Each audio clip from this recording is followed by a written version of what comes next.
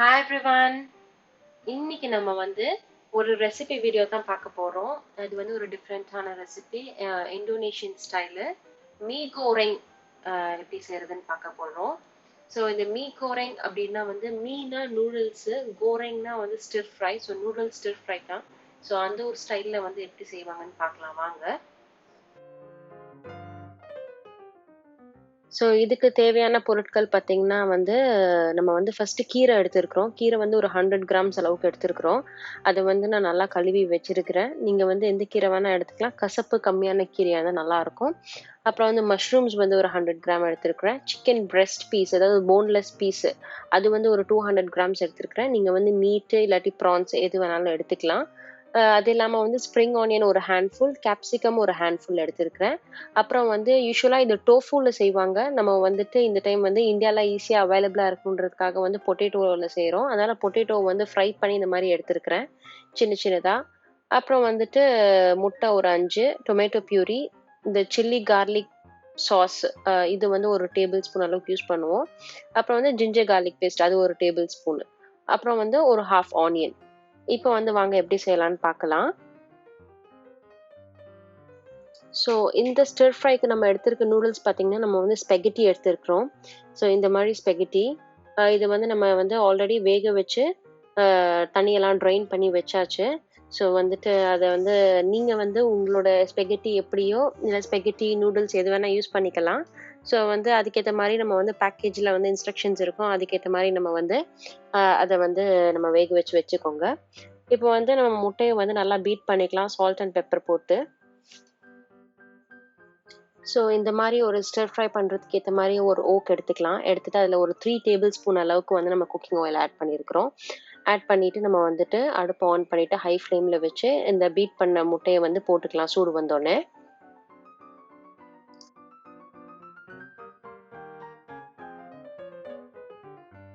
So இதை இப்போ நம்ம லைட்டாக ஸ்க்ராம்பிள் பண்ணி விட்டுக்கலாம். ஸோ இந்த மாதிரி நல்லா ஸ்க்ராம்பிள் பண்ணி முட்டையை பொரிச்சு எடுத்துக்கலாம். ஸோ முட்டை நல்லா பொரிச்சாச்சு. இப்போ நம்ம தனியாக வந்து ஒரு பாத்திரத்தில் மாற்றி வச்சுக்கலாம்.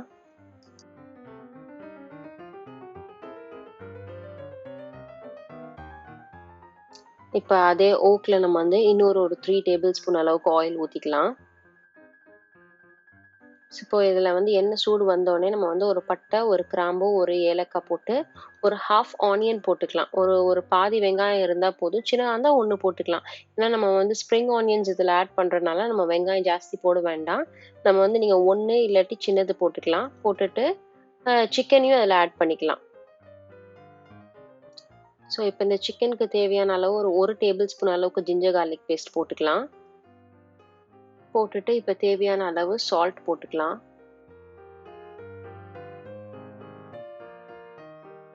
அப்புறம் டர்மரிக் பவுடர் வந்துட்டு ஒரு 1/4 டீஸ்பூன் போட்டுக்கலாம்.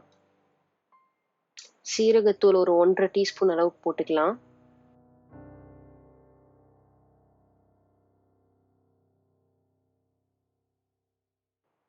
பிளாக் பெப்பர் ஒரு டீஸ்பூன் அளவுக்கு போட்டுக்கலாம். அப்புறம் வந்து மிளகாய் தூள், அது ஒரு 1/2 டீஸ்பூன் போட்டுக்கலாம்.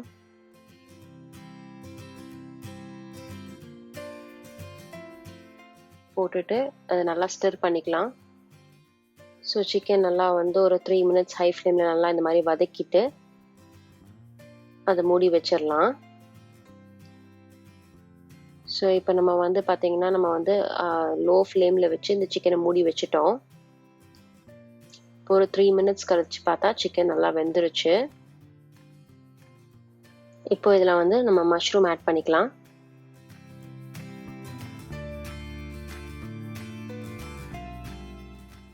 அப்புறம் ஒரு 3 to 4 டேபிள் ஸ்பூன் அளவுக்கு வந்து நம்ம டொமேட்டோ பியூரி ஆட் பண்ணிக்கலாம்.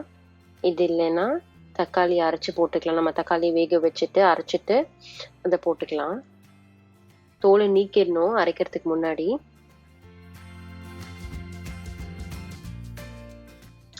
ஸோ நம்ம இதில் வந்து சில்லி கார்லிக் சாஸ் ஆட் பண்ணிக்கலாம் ஒரு டேபிள் ஸ்பூன் அளவுக்கு.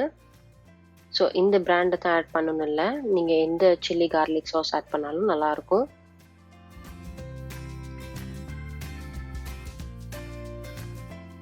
ஸோ இப்போ நம்ம வந்து எடுத்து வச்சிருக்கிற ஸ்ப்ரிங் ஆனியன்ஸையும் கேப்சிகமையும் ஆட் பண்ணிக்கலாம்.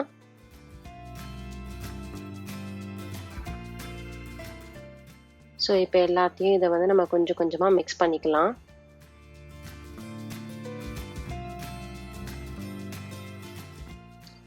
ஸோ நான் டொமேட்டோ பியூரியை மட்டும் ஒரு சைடில் வச்சுட்டு மற்றதெல்லாம் மிக்ஸ் பண்ணியிருப்பேன். ஏன்னா அது கொஞ்சம் நேரம் வதங்கட்டும் நல்லா அப்படின்ட்டுன்னு. ஸோ அது நம்ம கொஞ்சம் நல்லா வெந்துருச்சுன்னா அதையும் சேர்த்து நம்ம மிக்ஸ் பண்ணிக்கலாம்.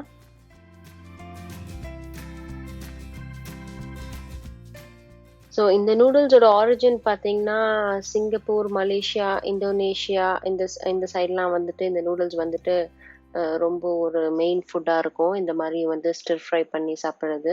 ஸோ அவங்க ஊரை பொறுத்த வரைக்கும் வந்து நூடுல்ஸ்னால் வந்து மீன்னு சொல்லுவாங்க. ஸ்டிர் ஃப்ரைங்கிறது வந்து கோரெங் அப்படின்னு சொல்லுவாங்க. ஸோ நூடுல்ஸ் ஸ்டிர் ஃப்ரைனா மீ கோரெங் அப்படிங்கிறது தான். ஸோ வந்து அவங்க வந்து இந்த ஸ்டைலில் தான் செய்வாங்க. ஸோ இந்த மாதிரி வந்துட்டு டொமேட்டோ பியூரி ஆட் பண்ணி அப்புறம் வந்து அதில் டோஃபு ஆட் பண்ணிக்குவாங்க. ஸோ நம்ம வந்து டோஃபு ஆட் பண்ண போகிறது இல்லை இந்த டைமு. ஏன்னா வந்து எல்லார் கையிலையும் வந்து டோஃபு கிடைக்குமா என்னன்னு தெரியல. இந்தியாவில் நிறைய பேர் பார்க்குறீங்க. அதனால அதுக்கு பதிலாக ரீப்ளேஸ்மெண்ட் என்னன்னா நம்ம வந்து பொட்டேட்டோஸ் நம்ம வச்சுருக்கிறோம். ஸோ அதுவும் நம்ம போட்டுக்கலாம். ஸோ எனி வெஜிடபிள்ஸ் நமக்கு வந்து வாய்க்கு நல்லா வந்து க்ரன்ச்சியாக சங்கியாக எப்படி நல்லா இருக்குமோ எனி வெஜிடபிள்ஸ் நம்ம ஆட் பண்ணிக்கலாம். ஸோ நான் இதில் வந்து பொட்டேட்டோ பொரிச்சு போட்டிருக்கேன். இப்போ வந்து இதில் நம்ம வந்து கீரை ஆட் பண்ணிக்க போகிறோம்.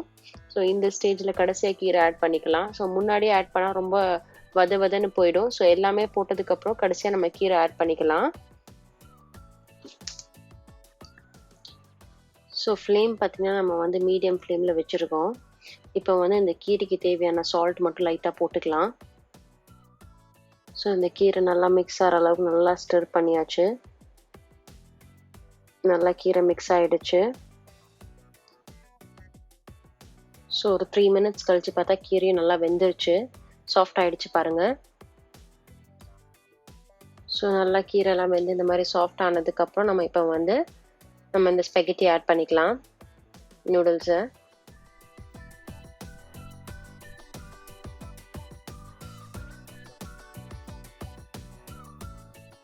ஸோ இதை ஆட் பண்ணிவிட்டு நம்ம நல்லா மிக்ஸ் பண்ணிக்கணும் ஒன்றோட ஒன்று கலக்கிற மாதிரி.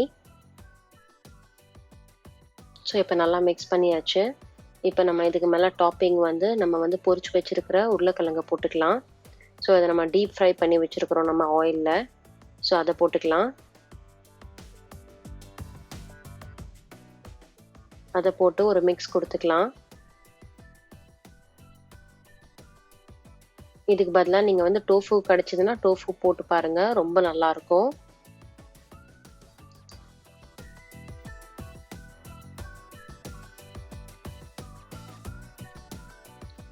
இப்போ நம்ம வந்து பொரிச்சு வச்சிருக்கிற முட்டையும் இது மேலே போட்டுக்கலாம். அதையும் நல்லா மிக்ஸ் பண்ணிக்கலாம். ஸோ எல்லாம் நல்லா மிக்ஸ் ஆனோடனே நம்ம வந்து லெமன் ஜூஸ் வந்து ஒரு 2 டேபிள் ஸ்பூன் அளவுக்கு ஆட் பண்ணிக்கலாம். அப்போ தான் அந்த கொஞ்சம் அந்த புளிப்பு இருக்கும், நல்லாயிருக்கும். சோயா சாஸ் ஊற்றினா வந்து கலர் மாறிடும். ஸோ அதனால நம்ம வந்து லெமன் ஜூஸ் ஊற்றிக்கலாம். ஒரு 2 டேபிள் ஸ்பூன் அளவுக்கு ஊற்றி நல்லா மிக்ஸ் பண்ணிக்கலாம். ஸோ மிக்ஸ் பண்ணதுக்கப்புறம் நம்ம வந்து ஒரு 3 minutes லோ ஃப்ளேமில் மூடி வச்சிடலாம். ஸோ இப்போ 3 minutes கழித்து பார்க்கலாம். ஸோ நல்லா எல்லாமே நல்லா குக் ஆகி ரொம்ப வாசமாக இருக்குது, நல்லா ஃப்ளேவர் நல்லா இருக்குது. ஸோ அந்த டொமேட்டோ ஃப்ளேவர் வித் எல்லாமே இந்த சங்கி பிட்ஸ் ஆஃப் சிக்கன், முட்டை, கீரை எல்லாமே ரொம்பவே நல்லா டேஸ்டியாக இருக்குது. அண்ட் ரொம்ப ஹெல்த்தியும் கூட கிட்ஸ்க்கு.